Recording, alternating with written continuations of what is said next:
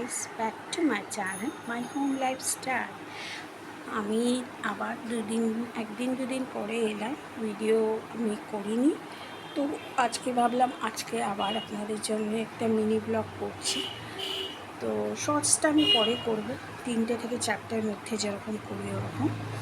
তো ভাবলাম একটা মিনি ব্লগ আপনাদের জন্য করে দিই, কারণ আবার দুদিন অফ হয়ে গেছিলো তাই। তো আপনারা সবাই কেমন আছেন?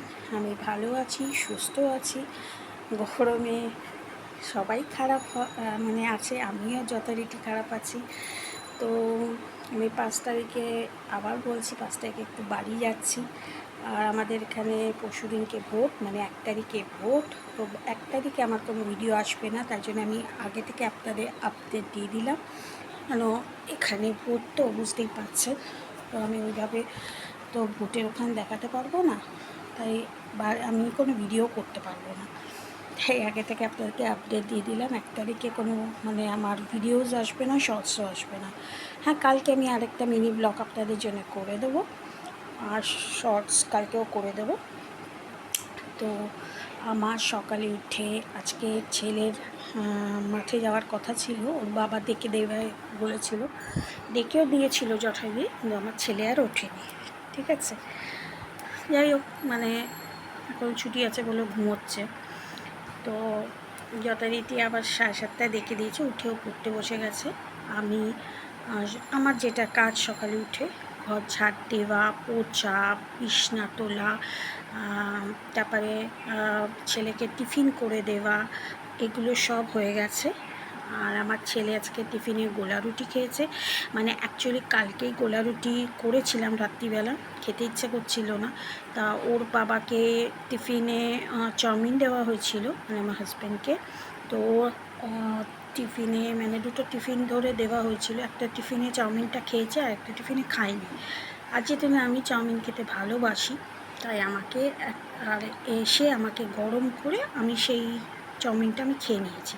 আর যেটুকুনে খেয়ে নিয়েছি, আর রাত্রিবেলা পেট পুরো ভর্তি হয়ে গেছে। জানিনি তো আমি চাউমিন বা কিছু খেলে পুরো পেট ভর্তি হয়ে যায়।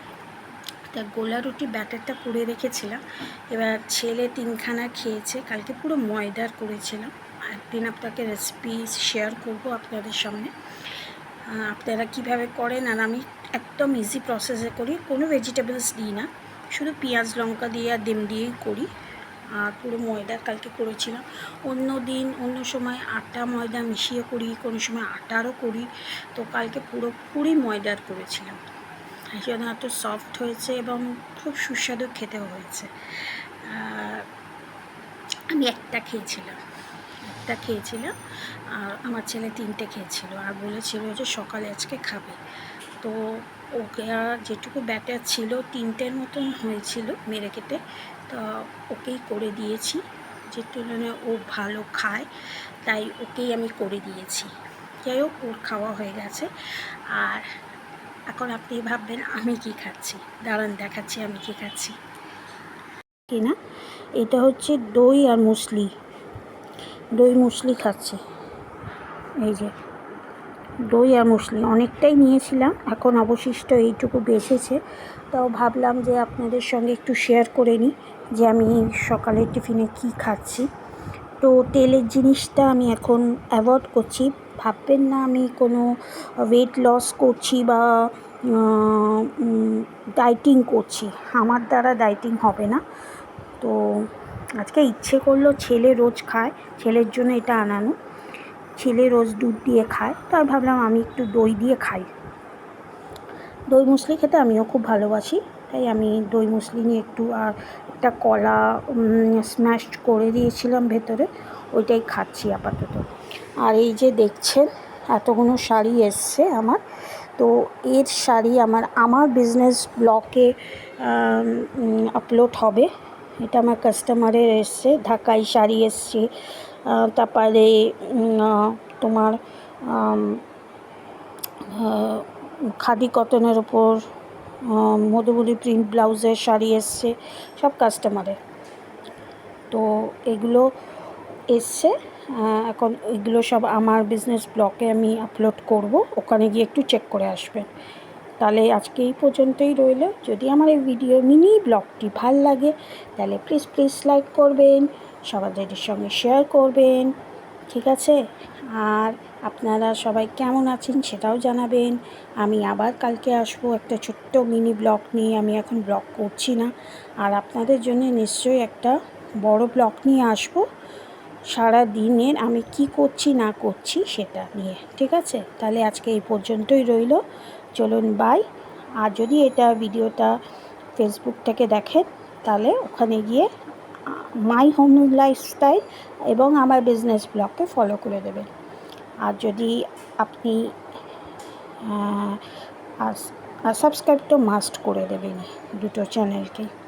চলুন ভাই, বেশি আর কথা বলবো না। আমি যেটুকু আছে ওইটুকুকে আমি ফিনিশ করি, তারপর আপনাদের জন্যে আবার আমার বিজনেস ব্লগের জন্যে আবার এই শাড়িগুলো আপলোড করতে হবে, সেগুলোকে করতে হবে। তাই দুটো এখন আমার কাজ আছে। তাছাড়া ছাদে গিয়ে অনেক বিছনা, এই যে বিছনার চাদরও পাল্টে দিয়েছি, বিছনা তুলে বিছনার চাদর ফাদর সব পাল্টে দিয়েছি। আর ওইখানে দেখুন বালিশগুলো রাখা রয়েছে, ওইগুলোকে ওয়ার পরাতে হবে। বিছনার চাদর, গায়ের চাদর সব ছিল এখানে, সব ওয়াশিং মেশিনে কাচতে দেওয়া আছে, ওগুলোকে আবার ছাদে দিয়ে আসতে হবে। অনেক কাজ আছে। তারপরে এসে এই যে ঠাকুরকে ফুল রাখা রয়েছে, আবার ঠাকুর পুজো করতে হবে। গোপাল উঠিয়ে দিয়েছে আমার ছেলে। তাহলে আজকে এই পর্যন্ত রইল। চলুন বাই।